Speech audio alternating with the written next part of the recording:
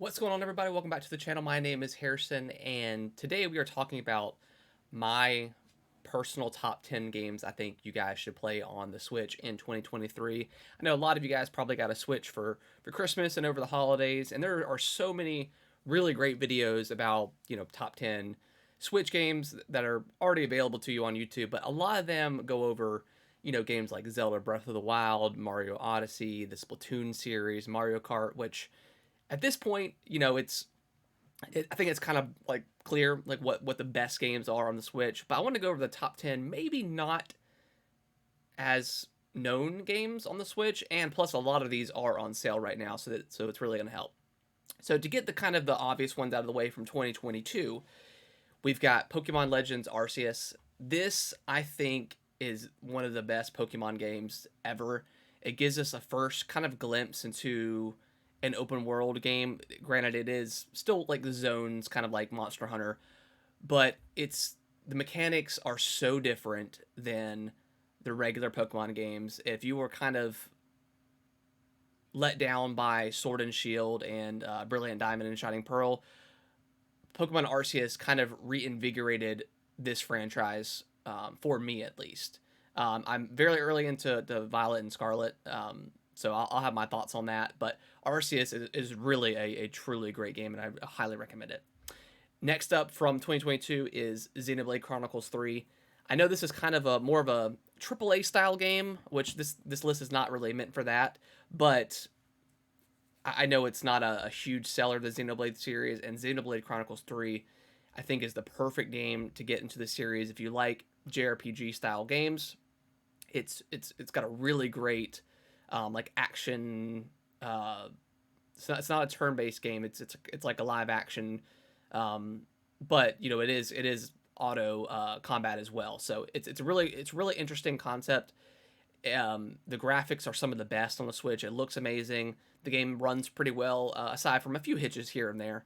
But it's one of the best looking games on the Switch, I think. And the story alone is worth picking it up. It's gonna put you, you're gonna get your money's worth out of it. The story alone is probably about 40 to 50 hours, depending on how many side quests you do and stuff like that.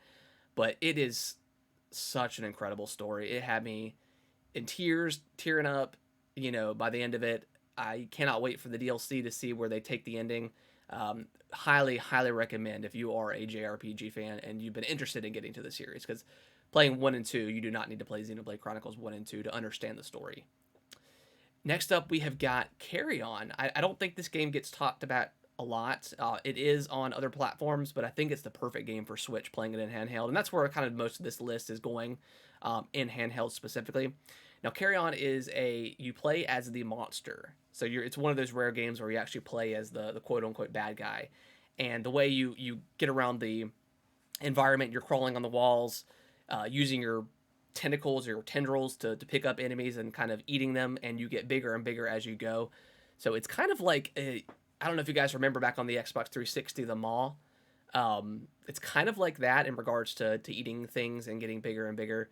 Kind of like, I guess, like Feeding Frenzy 2 for your old school fans of that game. But it's a really really cool game. The puzzles are neat, and it doesn't really take too long to beat, maybe 6 to 7 hours, if that. Next up is Celeste. Celeste is one of the greatest platformers, I think, out there in general, not just on the Switch. It's amazing, amazing game. It looks great. The story is actually really good too. It's a story about dealing with depression and anxiety, and as you're going up and up the mountain, that's kind of a metaphor to how Celeste is improving herself. It's a really really great game, and again, I would definitely try it out. Next up is Death's Door. This is a kind of like a isometric style game, kind of like Zelda, the old school um, Game Boy games. It's got a really really unique art style. The combat is a lot of fun.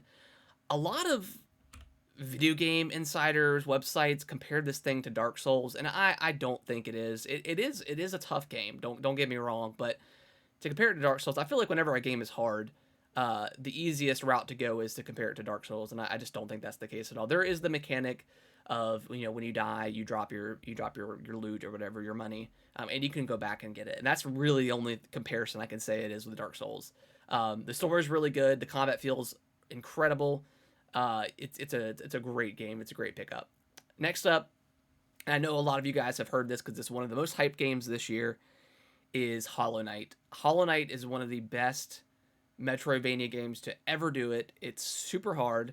Again, to compare, if we're comparing to Dark Souls, it's got that mechanic of where when you die, you can go and pick up your currencies, and that's about it. So it's a truly great game. It's huge. It's 30 to 40 hours, for a 2D game. It's a lot of fun. And again, the sequel is supposed to come out this year, I hope. So you've got plenty of time to catch it up for that and get ready for the sequel.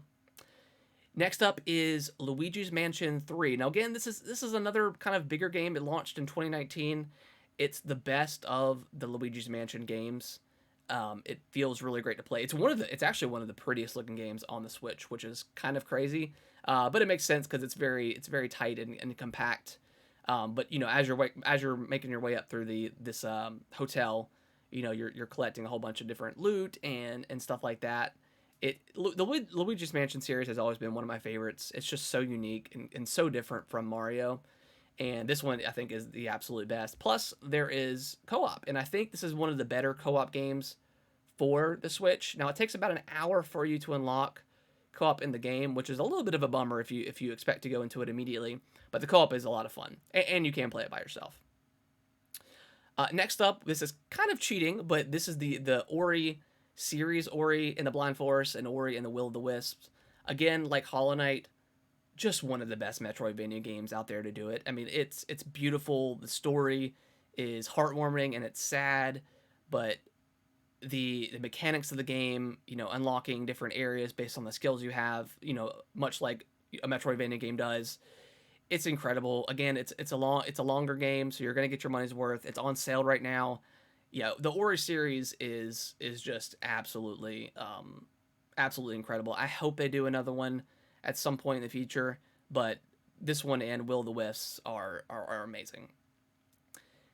Next up, we've got Spiritfarer. Now, this is a game where it's kind of like a sim game. You're building upon this ferry that you have, that you're transporting the dead into the underworld, and as you transport them across, you're doing their stories, doing their side missions, and kind of allowing them to pass on into the afterlife. You're also managing crops and their needs, like making sure they're full and stuff like that. It's a really heartwarming game. It's a very sad game. Obviously, dealing with death is pretty huge, but it's a great game. I think it's absolutely perfect on the Switch, on handheld. It's amazing. And then lastly, I've got to give a shout out to Metroid Dread. Again, I know this list has a lot of Metroidvanias. They're one of my favorite genre of games of all time. But Metroid Dread, I think, reinvigorated the series. It's one of the best-selling Metroid. I think the best-selling Metroid game of all time. It's absolutely incredible, worth every single dime. This one I don't believe is on sale at this point, but the $60 asking price I think is totally worth it. There's a ton of replayability. There's a boss rush mode in the game now. It's amazing. And with the rumor Metroid Prime 4 and Metroid Prime remake possibly coming out this year or launching with the next generation Switch, I think now is the time to get into Metroid if you haven't already. All right, guys, well, that is going to do my list. Again, I just wanted to go over the top 10 games that you guys may have not heard of that I would personally recommend outside of the main, core Switch games to complete. And this may be the final year for the Switch. That we're going into its 7th year in March, and Zelda Tears of the Kingdom could likely be the swan song for the system as far as like big games to be released. So there's so many great games on the Switch, and I just wanted to highlight a few of them that I like. Hope you guys liked the video. Subscribe to the channel if you can, and I will see you in the next one. Thank y'all so much for watching this video. I really appreciate it. Consider subscribing to the channel. I'll let YouTube algorithm pick one of my videos below for you guys to watch. Give it a click, and I hope you enjoy, and I will see you in the next video.